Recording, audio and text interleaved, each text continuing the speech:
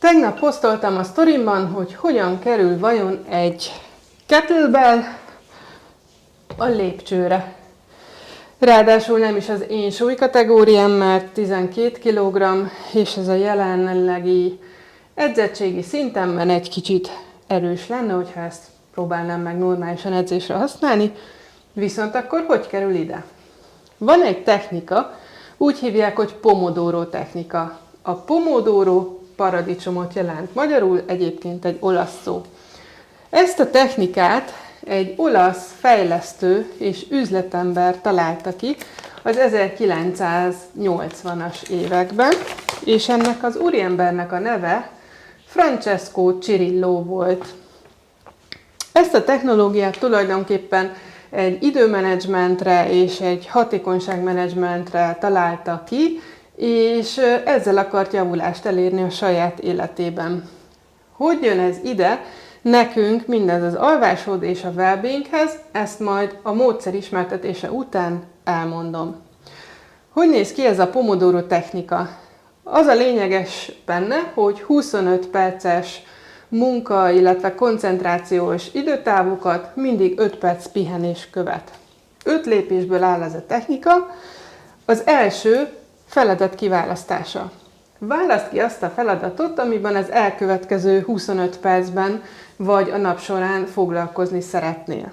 Második, állítsd be a Pomodoródat. A Pomodoro itt most ugye az idő érzékelőt jelenti, illetve egy ébresztő funkció a telefonunkon, hogyha be szeretnénk állítani. Tehát állítsd be 25 percet rajta.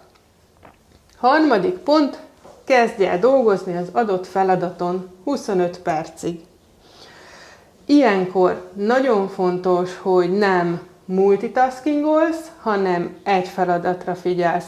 Tehát például, hogyha a dokumentumot írsz, akkor nem nézed közben az e-maileket, nem válaszolod meg a bejövő üzeneteket, a bejövő hívásokat, és nem mersz el megsimogatni a kiskutyádat sem. 25 percet csak arra az egy munkára fordítsál, figyelemmel, koncentrációval, amit éppen csinálsz. Javaslom, hogy némíts le minden értesítést, hogy ne is zavarjanak meg igazából ebben a munkafolyamatban. 4. pont, tarts szünetet. Amikor 25 perc múlva jelez az órád vagy a telefonod, hogy letelt az idő, állíts be egy újabb 5 percet, és ebben az 5 percben csinálj olyan tevékenységet, ami teljesen más, mint amit előtte csináltál. Például állj fel, és menj el, főzz magadnak egy teát, főzz egy kávét, hozz egy pohár vizet, menj egy kört az irodának a folyósóján, vagy menj ki a lépcsőházba, sétálj egy kicsit az emeletek között. Ha egy dokumentumot írsz például a laptopon, az nem számít szünetnek, hogyha 5 percen keresztül a kiskutyát kajáját rendeled meg online üzletben, mert ugyanúgy a számítógépnél vagy, és nem is mozdultál meg egy centit sem. 5. Ismétlés. Ismételd ezt a 25 perc plusz 5 perc ritmust összesen 4-szer egymás után, és a 4. ismétlés után adjál magadnak egy kicsit hosszabb szünetet, tehát hogy itt már nem 5 perc szünetet tartasz, hanem mondjuk egy 15-30 perces szünetet, attól függ, hogy mi fér éppen neked bele. Milyen helyzetekben jó az a Pomodoro technika? Akkor, amikor koncentráltan kell dolgozzunk egy feladaton, és nagyon igénybe vesz minket, és szeretnénk magunknak mindig 5 perc szünetet adni, vagy egy kis szünetet, hogy egy kicsit kijöjjünk ebből a mentális terheléses folyamatból. Nagyon jó időhatékony, nagyon jó időmenedzsment, nagyon jó hatékonyságnövelő eszköz. Használhatod a napi munkavégzésed során, vagy használhatod tanuláskor, illetve használhatod kreatív tevékenységhez is, tehát hogyha hétvégén nekiállsz egy kreatív projektedet megvalósítani, ott is föl tudod osztani ezt az egész folyamatot ezekre a kis blokkokra, és ilyenkor abban segít, hogy az egész kreatív folyamatot egy kicsit kisebb alkotórészekre bontsd fel, ne egy ilyen nagy massza legyen előtted. Az előnye A koncentrációt igénylő feladatokban mindig ad nekünk egy kis mentális szünetet. Ebben a mentális szünetben az agyunkat kikapcsoljuk, hiszen teljesen más folyamatot végzünk, illetve úgy kikapcsoljuk, nyilván nem teljesen, hanem nem arra a munkamenetre koncentráljuk, nem egy feszült állapotban maradunk benne, hanem jutunk egy kicsit végre friss levegőhöz, vagy kicsit távolabb tudunk nézni, mint a monitorunk. Ami nagyon fontos nekünk alvás és well-being szempontból, ugye nagyon sokszor el szoktam mondani, hogy a jó alvás nem ott kezdődik, hogy szépen beállítom a hőfokot, a sötétséget, a zajmentességet a hálószobába, lefekszem aludni és várok, hogy jól aludjak, hanem bizony egy jó alvást már reggel elindítunk, már napközben elindítunk, és ugye a végén már csak lezárjuk ezt a napunkat egy keretbe, majd az elalvási rituáléval, de hogy nagyon fontos, hogy éljük a mindennapjainkat, és ugye egy héten, 7 napból 5-öt általában munkával töltünk, és ahhoz, hogy elkerüljük, hogy este ne azt érezzük, hogy az agyunk ki van facsarva, mentálisan, borzalmasan elfáradunk, én javasolnám, hogy vezessétek be ezt a Pomodoro technikát, hiszen ezzel a kis megszakításokkal egy nagyon jó ütemet és egy nagyon jó relaxációs lehetőséget kínál napközben is, anélkül, hogy bármiféle extra dolgot csinálnánk.